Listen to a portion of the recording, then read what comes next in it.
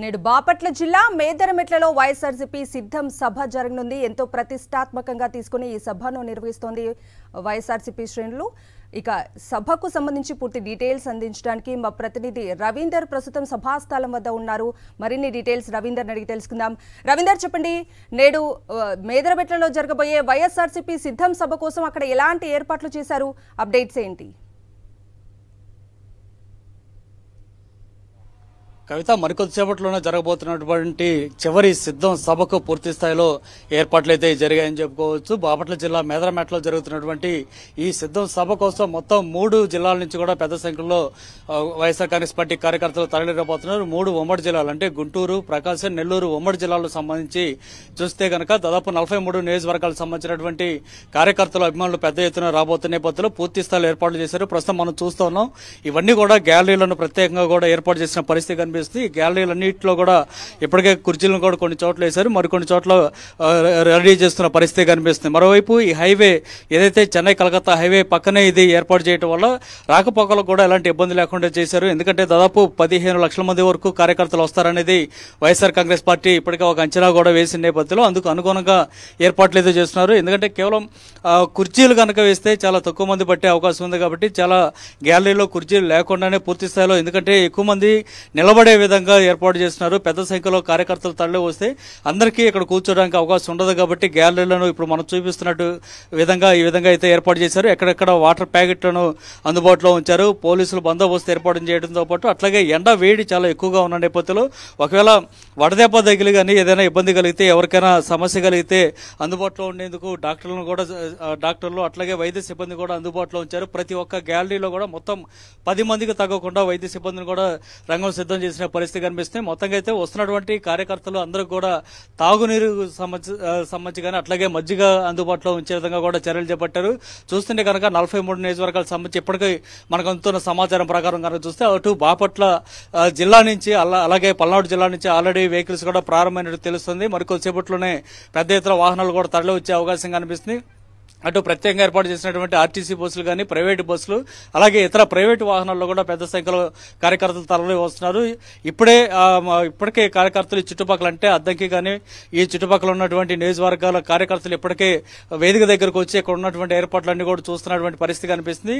దాదాపు ఇంకొక గంట ఉంటే కనుక మొత్తం అంతా వేదిక ప్రాంతం అంతా కూడా కిటకిటలాడే అవకాశం అయితే కనిపిస్తుంది. మొత్తంగా కార్యక్రమానికి సంబంధించి పూర్తి స్థాయిలో వైఎస్ఆర్ కాంగ్రెస్ పార్టీ నాయకులు ఏర్పాట్లు చేశారు. ముఖ్యమంత్రి, పార్టీ అధినేత వైఎస్ జగన్ ఖచ్చితంగా 3 గంటలకు ఇక్కడ సభా ప్రాంగణానికి చేరుకొని కార్యకర్తలను ఉద్దేశించి ఆయన మాట్లాడబోతున్నారు. కవిత, నెక్స్ట్ శ్రీనివాస్ దగ్గరికి వెళ్దాం. శ్రీనివాస్, చెప్పండి, ఇవాళ 4వ సిద్ధం సభను వైఎస్ఆర్సీపీ ఎంతో ప్రతిష్టాత్మకంగా నిర్వహించాలని సిద్ధమైన నేపథ్యంలో ఇవాళ సీఎం వైఎస్ జగన్ ఏమైనా కీలక ప్రకటనలు చేసే అవకాశం ఉందా ఇదే చివరి సిద్ధం సభ నేపథ్యంలో?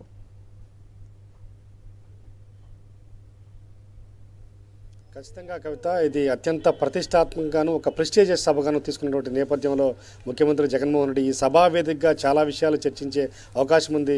ప్రజలతోటి చాలా విషయాలు మాట్లాడే అవకాశం ఉంది. తాను ఏం చేశాడు ఈ 5 ఏళ్ళు అనేది కూడా చాలా స్పష్టంగా వివరించే అవకాశం ఉంది. ప్రస్తుతం సభ అందుకు కూడా సిద్ధమైంది. సర్వంగా సుందరంగా తీర్చిదిద్దబడినటువంటి ఈ సిద్ధం సభ చూడొచ్చు. దాదాపు 100 ఎకరాల నుంచి 200 ఎకరాలకు విస్తరించి చేసినటువంటి ఈ సభ, ఎందుకంటే అంచనాల మించి జనం రాబోతున్న నేపథ్యంలో పెద్ద ఎత్తున 15 లక్షలకు పైగా జనం ఈ సభకు వస్తారని ఉన్న అంచనాల నేపథ్యంలో అందుకు అనుగుణంగా ఏర్పాట్లు కూడా చేసినటువంటి పరిస్థితి ఉంది. పెద్ద ఎత్తున ఇప్పటికే కార్యకర్తలు వాళ్ళ నియోజకవర్గాల నుంచి బయలుదేరి వస్తున్నటువంటి పరిస్థితి ఉంది. కాబట్టి ఇప్పటికే సర్వాంగ సుందరంగా మొత్తం కూడా కుర్చీలన్నీ కూడా గ్యాలరీలన్నీ కూడా నింపేసి కుర్చీలు వేసినటువంటి పరిస్థితి ఉంది. దీంతోపాటు ఒకవేళ ఎక్సెస్కి అయితే మరో 50 నుంచి 100 ఎకరాలకు కూడా రెడీగా చదువు చేసి పెట్టి అందుకు బారికేడ్లు కూడా నిర్మించినటువంటి పరిస్థితి ఉంది. అంటే ఒకసారి అంచనాలకు మించి సభకు వస్తే కనుక అందుకు తగిన ఏర్పాట్లు కూడా ముందుగా చేసుకోవాలనే ఉద్దేశంతో పార్టీ ఆ మేరకు కూడా సర్వాంగ సుందరంగా తీర్చిదిద్దే పరిస్థితి ఉంది. ఫ్లెక్సీలు కూడా భారీ ఎత్తున నిర్మించినటువంటి పరిస్థితి ఉంది. వై నాట్ 175 అనే నినాదంతో ఈ సభ జరగబోతుందని అర్థమవుతుంది. ముఖ్యమంత్రి మన కళలు ఏవైతే ఉన్నాయో అవన్నీ కూడా పేదల కళలే, వాళ్ళని తీర్చేందుకు నేను ఎంతకైనా శ్రమిస్తాననే ఒక నినాదంతో ఈ సభలో ప్రసంగం ఉండే అవకాశం ఉందని కూడా మనకు అర్థమవుతుంది. నాకు ఒక కళ ఉంది, ఆ కళ పేదల కళని నేను తీర్చడానికి ఉన్నాను అనే ఒక అర్థం వచ్చేలాగా ఈ సభలో నినాదంతో మారుమోగే అవకాశం ఉంది. ఏదేమైనప్పటికీ ముఖ్యమంత్రి జగన్మోహన్ రెడ్డి ఈ 5 సంవత్సరాల్లో అత్యంత సంక్షేమ రాజ్యం తీసుకొచ్చి ప్రజలకు చేరువయ్యే ఒక పథకాలు తీసుకొచ్చారు. ఎటువంటి అవినీతికి తాస్కారం లేకుండా, ఎటువంటి అక్రమాలకు పాల్పడకుండా పథకాలను రూపకల్పన చేసి ఒక చరిత్ర సృష్టించారని చెప్పొచ్చు.